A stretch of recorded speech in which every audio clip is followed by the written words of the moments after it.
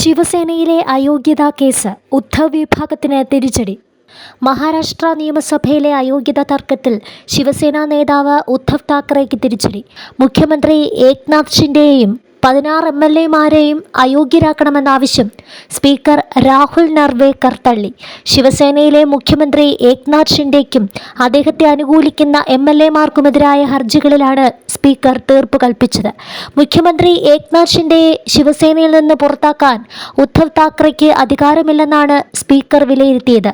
ഷിൻഡെ പക്ഷമാണ് യഥാർത്ഥ ശിവസേന. ശിവസേനയുടെ നേതാവായി ഏക്നാഥ് ഷിൻഡെയെ അംഗീകരിക്കുന്നതായും സ്പീക്കർ വ്യക്തമാക്കി.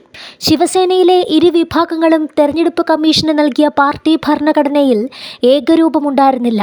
2 വിഭാഗവും വ്യത്യസ്ത കാഴ്ചപ്പാടാണ് അറിയിച്ചിരുന്നത്. വിമത വിഭാഗമുണ്ടാകുമ്പോൾ നിയമസഭയിലെ ഭൂരിപക്ഷം മാത്രമാണ് പരിഗണിക്കുന്നത്. വിപ്പ് നൽകാൻ ആർക്കാണ് അധികാരമെന്ന് പരിശോധിച്ചുവെന്നും സ്പീക്കർ പറഞ്ഞു. 2022 ജൂണിൽ ശിവസേനയെ പിളർത്തി ഏക്നാഥ് ഷിൻഡെയുടെ നേതൃത്വത്തിൽ 40 MLA-മാർ BJP ക്യാമ്പിലെത്തിയിരുന്നു. തുടർന്ന് BJP ഷിൻഡെയുടെ നേതൃത്വത്തിൽ സഖ്യ സർക്കാർ രൂപീകരിക്കുകയും ചെയ്തു. പാർട്ടി പിളർത്തി കൂറുമാറിയ ഷിൻഡെ ഉൾപ്പെടെ 40 MLA-മാരെയും അയോഗ്യരാക്കണമെന്നാണ് ഉദ്ധവ് താക്കറെ വിഭാഗം ആവശ്യപ്പെട്ടിരുന്നത്. 3 മാസത്തോളം നീണ്ട MLA-മാരുടെ വാദം കേൾക്കലിന് ശേഷമാണ് വിധി. നടപടികൾ വൈകുന്നതിൽ നേരത്തെ സ്പീക്കറെ സുപ്രീം കോടതി രൂക്ഷമായി വിമർശിച്ചിരുന്നു. അയോഗ്യതാ ഹർജികളിൽ 2023 ഡിസംബർ 15-നകം തീരുമാനമെടുക്കണമെന്നും നിർദ്ദേശിച്ചിരുന്നു.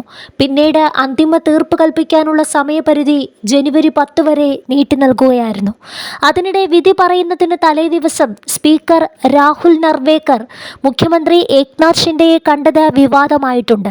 വിധി പറയുന്നതിന് മുമ്പ് ജഡ്ജി പ്രതിയെ കാണുന്നതിന് തുല്യമാണിതെന്നായിരുന്നു ഉദ്ധവ് താക്കറെ അഭിപ്രായപ്പെട്ടത്.